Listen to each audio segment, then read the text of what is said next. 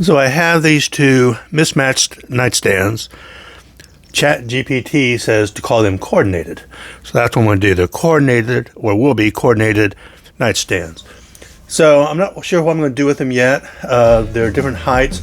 So I'm going to turn them over on the side and check these bases out. Possibly put on a new base. I don't know. I don't know how they're built yet. So we're going to turn them over and see what we got.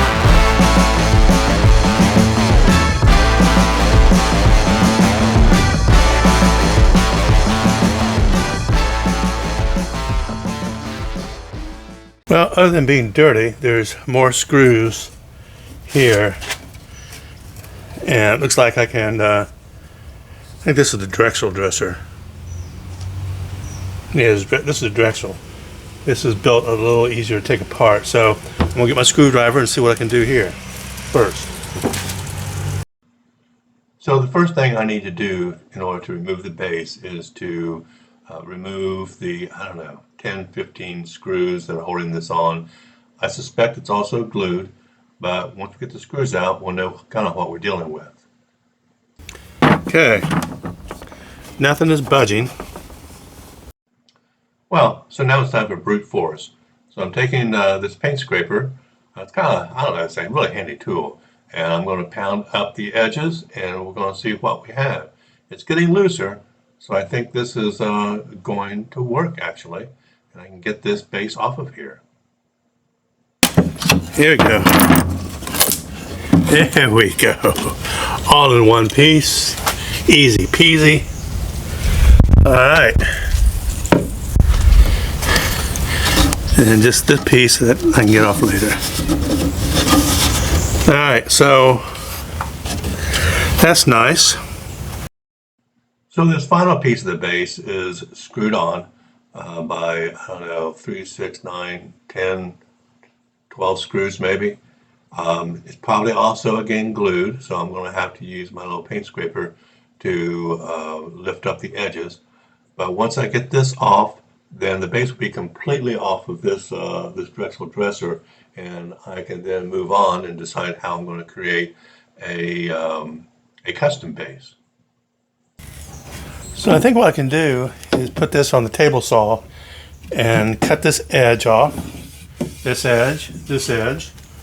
It'd be straight like this one, and then I can reattach this in preparation for a new base.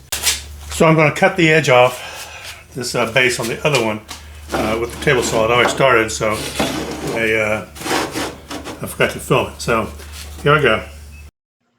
Well, this is exciting. One, I don't get to use my table saw very often. And two, I'm cutting the edges off of this base. Once they're cut, and there's no going back. So I sure do hope I know what I'm doing on this. I'm kind of winging it, but I've got a bit of a plan. So we're going to see how all this works out. Okay, so this is the front. It's the back there. I don't really care how that looks. This is really even. This is really even. There's a slight overhang on the front, which is fine. And I guess it's going to be good. All right, I think it's going to work out. Okay, I've got the cut base back on. I'm going to sand down off this glue that was on previously. I'm going to sand the edges a little bit. I've got a place that I got to sand down. Place there. A little bit on the edges. Let's make it even. Wow, thing there that I'm going to have to fill in with Bondo. I just noticed this. So I'm going to fill that in. Shoot, wish I had more Bondo still mixed. But so I'm going to sand this down, and then we're going to get that fixed. And then we'll be ready to start making bases. So I'm using my Surfprep with a 180 sanding sheet on it. And I'm going to sand off all this glue, and I'm going to sand off the edges. I've got a couple of saw burns there in the front, as you might be able to see, and sand those all down. And once this is done, and I also fix that little place there on the corner, then we'll be ready to move on to the next step. I decided to use Quickwood to fix this little place there on the corner. Um, it's a lot more convenient than Bondo since I only have this one little place to fix. So once this dries, then we'll be able to move on. So now that I've removed the base from the Drexel nightstand, it's time to move on to the American Drew. This one I think is going to be a little bit more difficult as I'm looking at how this one is made. I'm having a hard time, getting this one off. But I think I found all the screws. We're going to get them all screwed off. And then I think I'm going to have to do some cutting on this one. So we'll see how this is going to work out. I'm going to have to take a multi-tool, and we're going to have to cut this down to be flush. And once I do that, I'm committed. So we're going to turn this around, and I'm going to get my multi-tool and see if I can't undercut this, and then we're going to go from there. Here goes nothing. I hope this works. So I'm using my Ryobi Multi-Tool to cut this part of the base off. This is actually part of the side, so I need to undercut it and flush with the bottom to get this off. The multi-tool is just a great little tool. I use it. I've used it to undercut door jambs for tile. I've used it as a little saw blade that I've used. It's even got a little sander attachment. Great little tool. But we're going to use it for this to cut this base off. So hopefully in a little bit I'll be able to cut through all this, and then it'll be time to move on to the next step. I'll probably have to do some repairs, I'm sure. That this won't be completely flat when I'm done. So I got one side off. Right now I'm sawing the last little bit as a leg that I need to saw off. And now I'm going to start on the other side. This has taken a while. It's taken a lot longer than what's shown in the video since I've got it all sped up. But we're almost done. Well, take off this little leg and then we're done. Okay, I'm going to scuff sand the top of these dressers. Well, I'm going to scuff sand all of these dressers. They're nightstands. So I'm going to start scuff sanding. I'm using a Surfprep and a 180 sanding disc.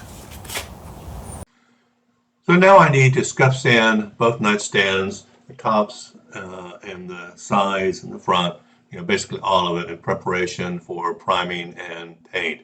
I didn't show it, but I did clean both of these with Crud Cutter. It's a degreaser. I use it. I don't really use anything else. Crud Cutter seems to work pretty good. So, but it's pretty boring watching me clean, so I didn't show that. But you do need to use something, if not Crud Cutter, some kind of degreaser to clean all your pieces before you start sanding, because it's got gunk on it over the years, and you just want to get all that off. Sanding down the top of the American Drew nightstand was fairly easy. The Drexel, on the other hand, had a harder finish, or maybe it's thicker, I don't know. So I'm going to use my carbide scraper to initially scrape off the top coat off of this, and then I'll go back with the Surfprep and scuff sand once I've got all of this stuff off. Okay, the top is done. We're going to start doing the sides. Same old, more manual labor. So the tops are done. Now it's time to do the same thing to the sides and then get those sanded down. So this will be done sooner or later. I'm not going to show you much of this because it's pretty boring and it's just the same thing over and over. But if you don't have a carbide scraper, you might invest in one. It really can help save a whole lot of sandpaper, and it's that plus sanding. I think is a lot easier than stripping, personally. I just noticed. I think it's a little bit better look in there. This has got, this just got the top on it.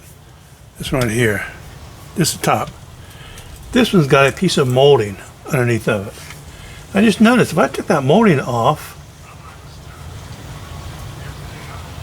this top would exactly match this one. I just wonder how tough it would be, because once you start, you kind of pass no return. And I don't know what's under it. But those tops would match then, which is kind of what I'm after. So I'm going to pause this. I'm going to go get something, and we're going to try to see if I can get this trim off. And hopefully it's not completely glued and rips up everything, and I got a lot of patching to do. But we'll see. Well, I'm going to try to pry this trim off. Hopefully it's not going to rip what's underneath of it, and this will come off fairly easily.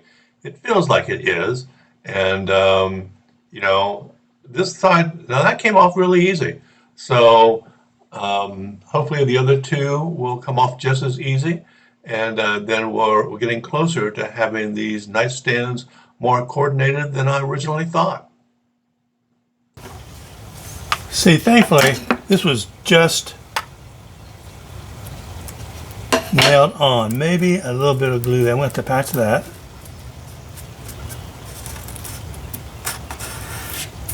To sand this down, then patch it. But now those tops look exactly the same. That's great. So these little nightstands are getting closer to a real match. All right, let me go get something and pull those staples out, or those, like I said, brad nails. Okay, I got the brad nails out. I said it was glued, it was lightly glued. It was mostly the nails. I'm sure there's a little bit of glue in there. But I did a dresser one time. I took molding off, and I wish I'd never done it.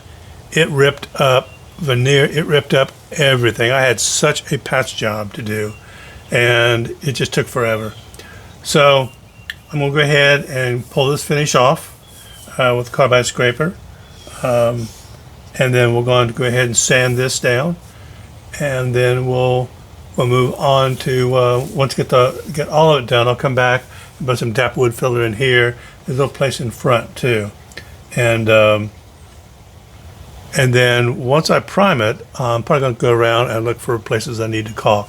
I'll be able to tell better once it's primed. So get the carbide scraper, and here we go. Where is that bad boy?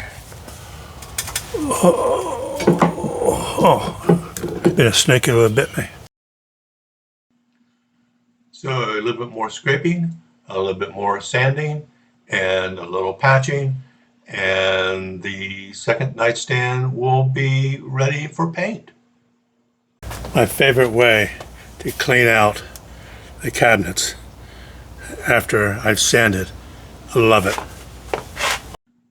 So as you can see, this is quickly blowing out a lot of sawdust and stuff that was left in there. Maybe some leaves blew in there since I had the garage door open, but this is a super way to do this.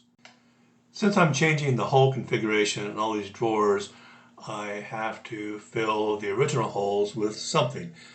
I've got about 12, 15 holes to fill.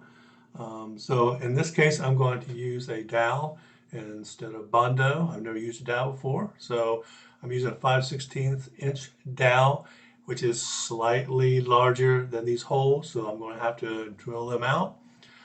So I'm going to go ahead and drill out each of these holes, and I'm going to put the dowels in, and we're going to see how this turns out. So since the dowel was a little bit bigger than the hole and the drawer faces, I did have to drill it out.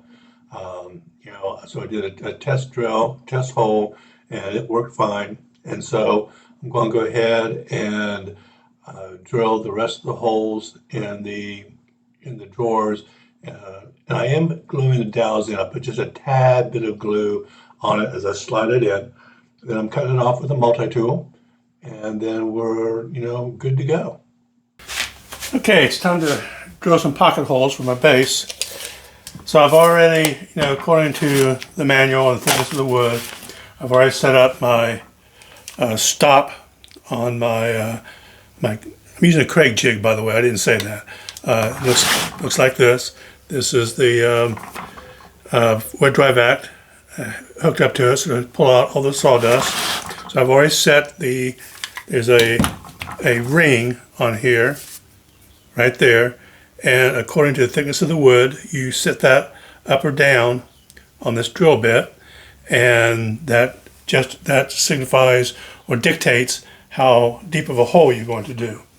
So now I just need to decide on my long piece. This is about 20 inches, so 3 to 20, 6, 7, so about 6.5 inches.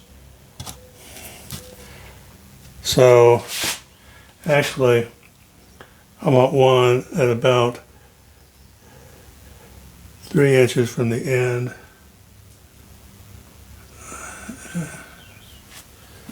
It's 19 3/4, so 16 3/4.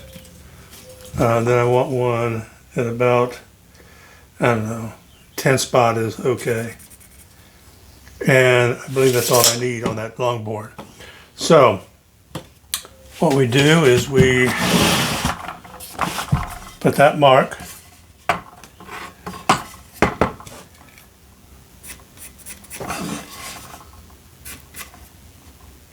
I can see it a little bit better.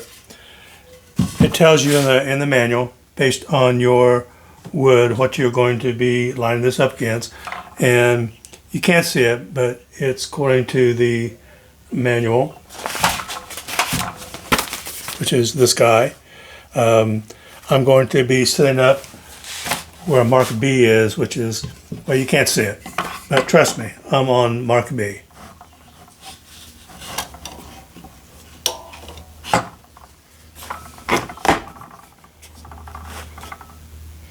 Then I'm going to drill 2 holes. All right, I'm going to turn on the wet dry vac. So from here on out, the process is the same for each piece of the base. I mark where I want the holes, I put it in the jig, I drill the holes out, I lay it aside, and I take the next piece of wood. I do this over and over again until it's finally done. You know, your measurements and the whole placement don't have to be exact. You know, it just needs to be, you know, at least in my opinion, spaced well enough out to make sure that the base is going to adhere well to the, you know, in this case, nightstand bottom, so it doesn't wobble or wiggle or anything like that. It's attached, you know, securely and firmly. So again, just do this over and over again. Nothing more exciting here until it's all done, and then we'll go and screw them all together. Okay, so I've cut all my sides and feet for the base. For the taller dresser, I cut the foot at 5.5, and for the little shorter dresser, which is only an inch difference, I cut those at 6.5. I didn't show, you know, I put a 60-degree angle. I didn't show how I did that. I do have a video out there that shows how to make a base. Now, this is a softwood base that I'm making. It's not hardwood. And so when you do this, you need to make sure you have the right kind of screws. The 1 1/4 that I'm using based on the thickness of the wood. Now, these screws here, let me see, let me get it in there. This is for hardwood. It's a finer thread. This is for softwood, and it's a coarser thread. So you need to make sure that you have the right kind of screws for this. I happen to have both, thankfully. And since these sides are short, I can actually clamp them so that the legs stay in place. That's always a problem for me when I start to screw these in, that the legs move, wobble a little bit, and I might have to redo it. So put a screw in there, put one in there. I also, when I'm setting up my drill, at least on this Ryobi I can have different settings. You know, there's a setting on here that shows a little drill bit. That means it's going to keep trying to drill no matter what. I set mine for this on about an 8. And yeah, about an 8. That way, because you don't want to drill the screws, you know, too far in, especially if you're going to get something they could punch through on the other side. So I set my drill such that it will stop when it starts to hit enough resistance. And if I have to adjust it, I will. So here goes the first one.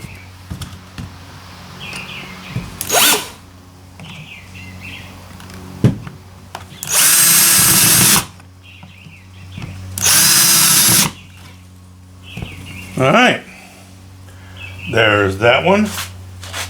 And let me check this, make sure it's okay. And it is. So, I need to flip this around. Now, if I have this leg on here, it's a little.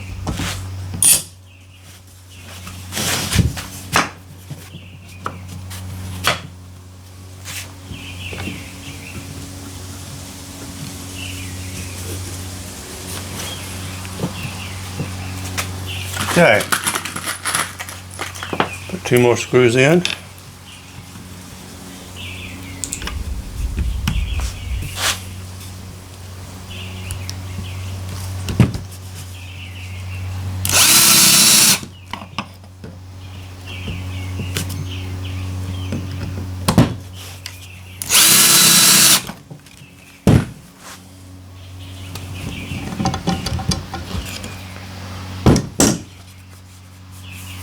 Feels great.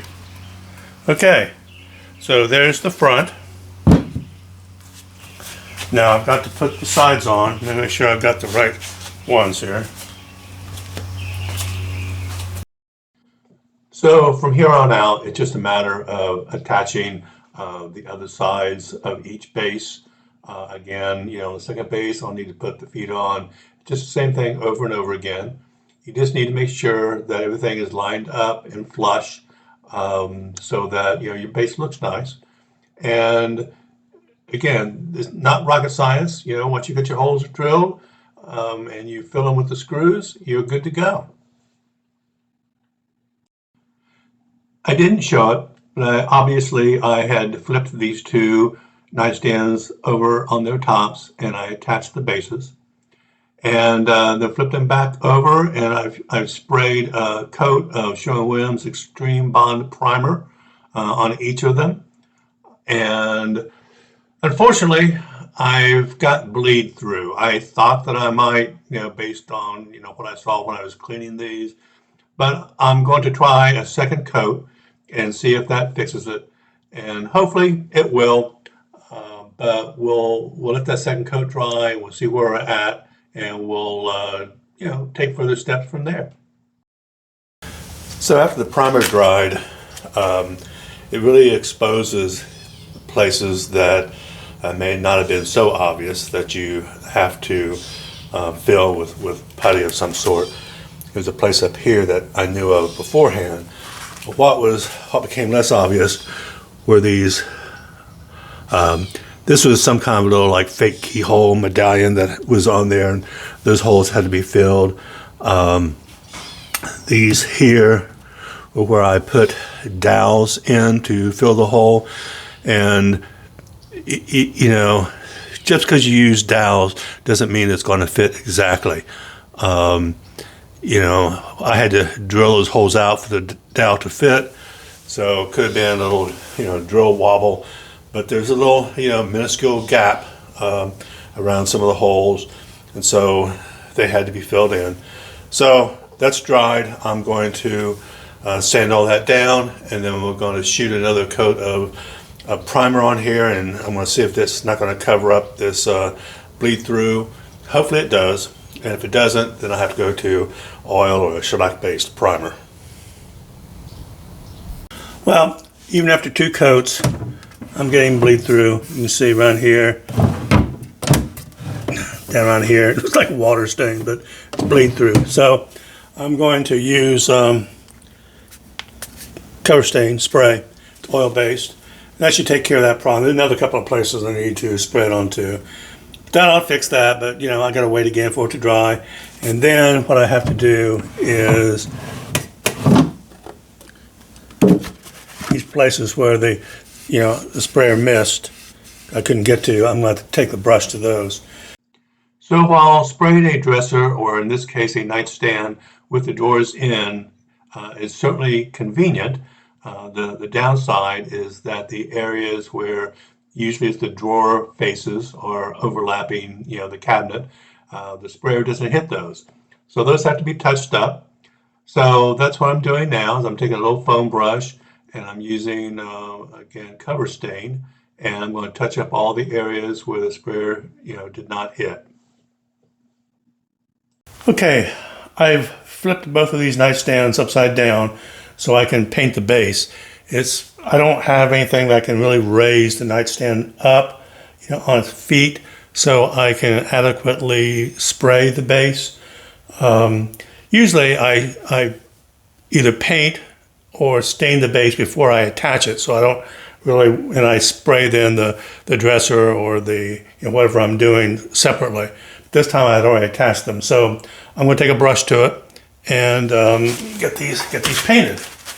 So I'm using Sherwin-Williams color called Sight White, and I think it's going to be a really pretty color. So whenever I have to paint anything with a brush, I almost always use my favorite brush. It's called a Stallmeister. You can see there's kind of a round brush. It's not flat. I also use a water bottle where I spray down the area that I'm going to painting. It just helps the paint to flow a little bit more and to even out. And that, and the combination of this brush is just amazing. I will end up with absolutely no brush marks on this base whatsoever.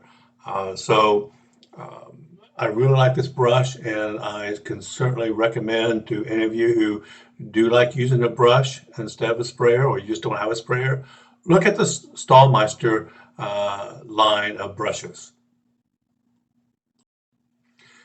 I am spraying these two nightstands. I didn't show me spraying them. I did put 2 coats on, and I sand between the 2 coats very lightly just to make sure it's very smooth. The paint that I'm using, I think I said earlier, is a color called Sight White, and it's Sherwin-Williams Emerald Interior Acrylic Latex paint. I use a Wagner Flexio 3500, I believe, sprayer. For this paint, I do thin it somewhat, a little bit, and I use air pressure of about 8. And I use the smaller container, and there's a little knob down there, and I turn that about 3 times. And that seems to work pretty good. When I did the drawers up here, I got a little bit of overspray on the inside of this for the drawer face. And so I'm setting down to get all that overspray off. I don't want that to be on there, obviously. I could have left it, but if you're going to do it, you have to do the best job you can. So I sanded it off.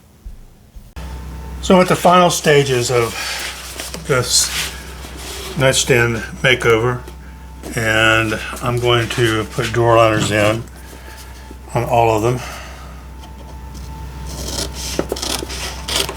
So I don't cut the fit initially. I cut a little bigger, and then I cut once I put this in here, and I cut, make sure it all fits well. So that's what I'm doing. Let me put this camera up just a little bit. I think that's a little better. Okay, so I'm going to use 2 things once I get in here, other than my knife. Is I'm going to use this just to get out all the air bubbles, and then I'm going to use a metal one to put the knife against, so I don't actually cut into the process of my other one. So let's see if I can find an edge here. All right, well, that took a minute.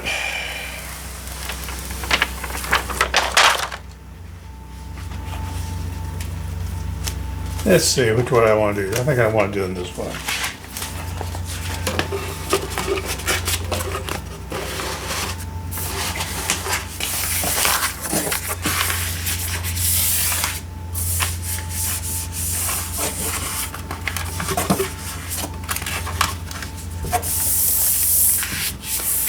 doors are small, so it makes this really easy.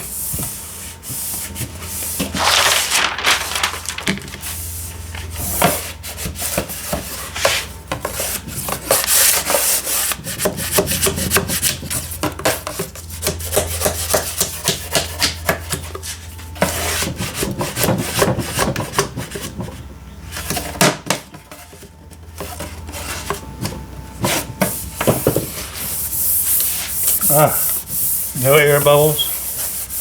That's great. Now I'm going to cut this. I'm going to raise this up just a little bit more. There we go. Okay, so I'm going to... So using this metal drywall knife as a guide, I end up using my knife and I cut off all the excess around all four sides. Make sure you got a sharp blade if you're going to use this method. And you know, I like this because I know that once I'm done, I've got a perfect fit.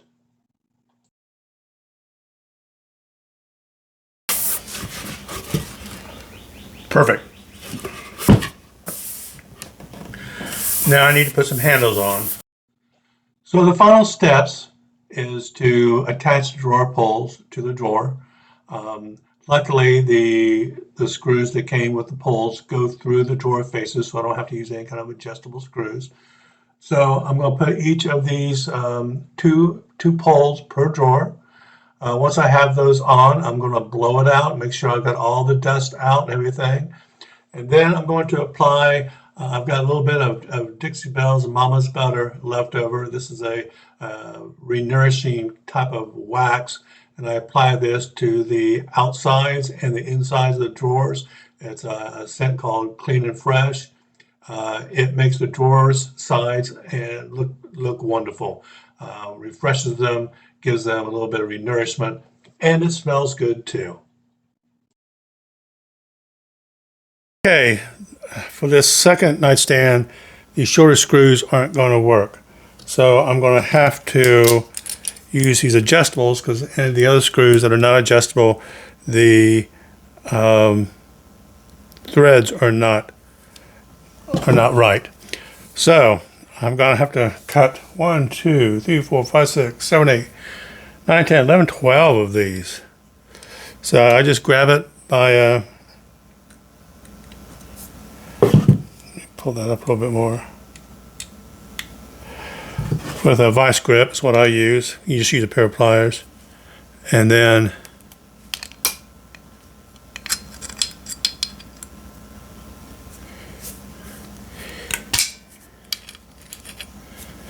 you just wiggle it until it breaks.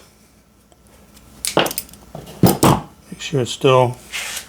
You know, the problem I've had with these is that if you screw up the end of the thread, it won't thread properly. This one seems to be okay. Okay, so I gotta do 11 more. I'm not gonna bore you, but here I go. So when using these, you know, adjustable screws where you can break them off, you gotta do it just right, or you could break off not enough.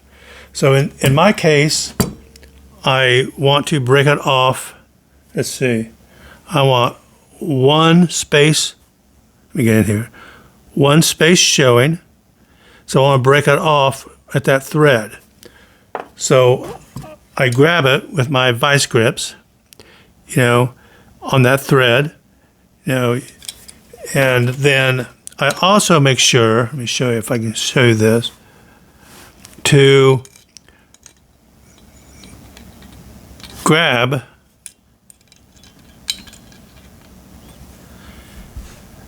the bolt, I don't know if I can show this, just on the threads above where you want to break. Right? If you go up here, we're gonna break it somewhere else. So you have to be just above where we want to break when you do this. You twist it,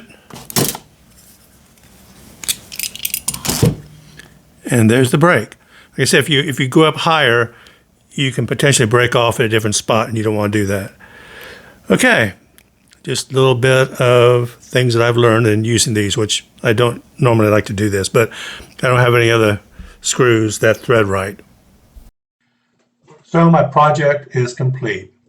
Here's where I started from, these mismatched American Drew and Drexel nightstands. And this is how I ended up with a beautiful coordinated set of nightstands.